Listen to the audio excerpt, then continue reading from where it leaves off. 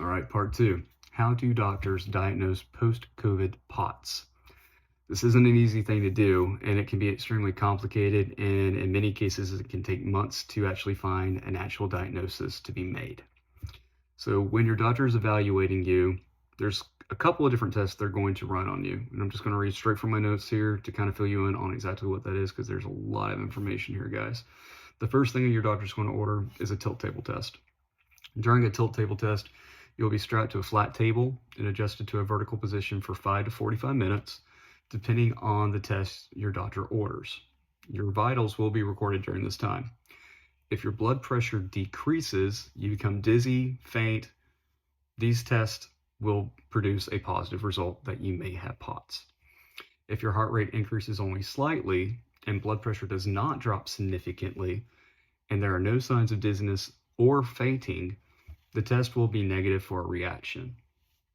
The second test is going to be a standard standing test. This is a test where your vitals will be recorded upon sitting and standing for a period of time between 5 to 40 minutes, and you're going to be evaluated for symptoms of dizziness, fainting, etc. They're probably going to put a blood pressure cuff on you to test your blood pressure, and they're probably going to put some EKG leads to test your, to monitor your heart rate to see where you're at. So your vitals will be recorded as well. There is a head-up tilt table test that they may order, and this is slightly different than the tilt table test. The head-up tilt table test, your head is going to be up, right, the entire time. So basically with this, the table will keep your head up during the entire test and will measure your heart rate beat by beat on the basis while the table is tilted to different angles. Your vitals will be recorded at different angles to measure a response. The test will be looking for an abnormal heart rate response. If it has an abnormal heart rate response, again, it's possible that you will test positive for POTS. Now, the next test is called the Valsalva Maneuvers test. During this test, you will attempt to blow through a tube with back pressure, similar to how you would blow a balloon. During this test, you will have a nose clip over your nose to assist in exhaling as much force from your airways as possible. If you have POTS, your blood pressure will begin to drop at a dramatic rate. During the test, your vitals will be recorded and will measure the response of the autonomic nerves that control your heart. All right, the next test, this is a big one, all right?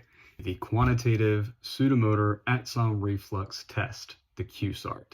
This test is testing the sympathetic cholinergic system, a major system involved with sweating. If you do not have sympathetic cholinergic nerves, you're not going to have a normal QSART. This means that you're more likely to have difficulty regulating your body temperature and difficulty sweating. Now, the POTS Cleveland Clinic states, during this test, you will have mild electrical stimulation on the skin called iontophoresis, which allows acetylcholine, a naturally occurring chemical, to stimulate the sweat glands. The QSART measures the volume of sweat produced by this stimulation. This is going to help your doctors diagnose if you have a form of dysautonomia. The next test will be blood work orders.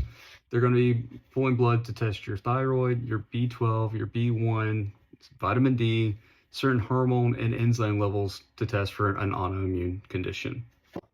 Last but not least, they may order an MRI. Now, they're going to be ordering MRI to look for abnormalities, maybe a tumor or something that might be triggering a response, right?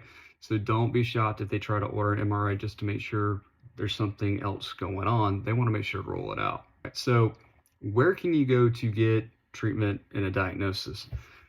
Most of the time, your local neurologist will be able to be informed of these kind of tests. If they're writing you off, I had to go to 15 different doctors, guys. I had to go to literally 15 different doctors to finally find one that actually gave a darn about what was going on with me. So don't give up. But the two main treatment centers in the U.S. is the Johns Hopkins Center in Maryland and the Cleveland Clinic in Ohio. Now, if you know of other clinics, please drop the names below in the comments. Please share this video with others interested on how you can properly be diagnosed with POTS.